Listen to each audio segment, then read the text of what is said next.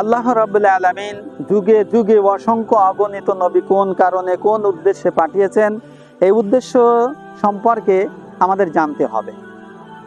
আল্লাহ রাব্বুল আলামিন পবিত্র কুরআনুল কারিমে সূরাতুত তওবা 33 নম্বর আয়াতে এবং সূরাতুল ফাতহার 28 নম্বর আয়াতে এবং সূরাতুস সফের 9 নম্বর আয়াতে এবং সূরা শুআরার 13 নম্বর আয়াতে আল্লাহ পাক উল্লেখিত করেছেন, আল্লাহ রাব্বুল আলামিন যুগে যুগে অসংখ্য অগণিত নবী রাসূলগণ কোন কারণে কোন উদ্দেশ্যে পাঠিয়েছেন। নবী রাসূলগণ পাঠানোর উদ্দেশ্য এবং লক্ষ্য সম্পর্কে আল্লাহ রাব্বুল আলামিন তিনি চমৎকারভাবে উল্লেখিত করেছেন।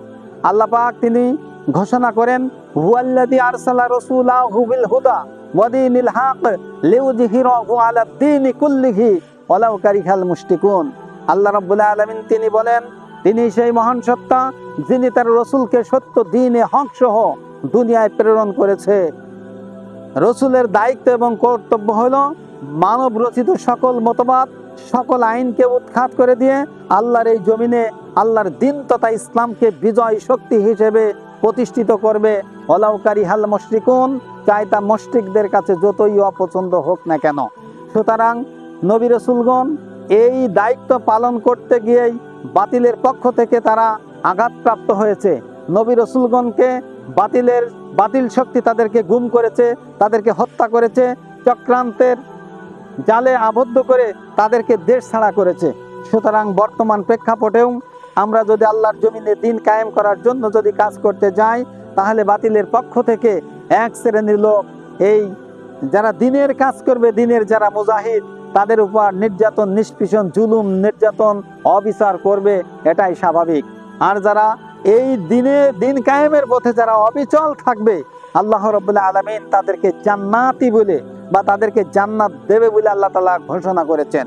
আল্লাহ রাব্বুল আলামিন বলেন, ইয়া আইয়ুহাল্লাযীনা আমানু, হে ঈমানদারগণেরা, হাল আদুল্লুকুম আলা তিজারাতিন তুনজিকুম মিন আযাবিন আলীম, হে ঈমানদারগণেরা, আমি কি তোমাদেরকে এমন একটি ব্যবসায়ের সন্ধান দেব যে ব্যবসা করলে তোমরা জাহান্নামের কঠিন আযাব থেকে তোমরা পরিত্রাণ পাবে।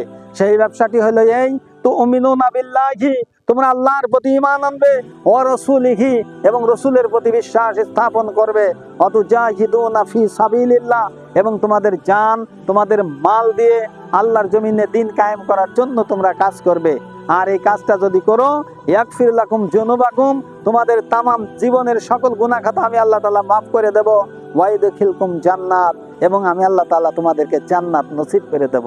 সুবহানাল্লাহ। তাই আসুন আমরা দ্বীন কায়েমের জন্য কাজ করি। নবী রাসূলগণ এই কাজ করেই তারা দুনিয়া থেকে বিদায় নিয়েছে। যারা এই কাজ করবে, এই একামতে দ্বীনের দায়িত্ব যারা পালন করবে, আল্লাহ তাআলা তাদের প্রতি খুশি হবে, তাদের জীবনের সকল গুনাহ মাফ করবে এবং তাদেরকে সেই চিরস্থায়ী নিয়ামতপূর্ণ জান্নাতে তাদের দাখিল করবে। তাই আসুন আপনাদের সকলের প্রতি আহ্বান, যে আসুন বাংলার এই জমিনে দ্বীন কায়েম অর্থাৎ ইসলাম কায়েম করার জন্য আমাদের জান আর মাল দিয়ে আমরা সর্বাত্মকভাবে চেষ্টা করি। আল্লাহ তাআলা আমাদের জান, আমাদের মাল কবুল করুক দ্বীন কায়েম করার পথে।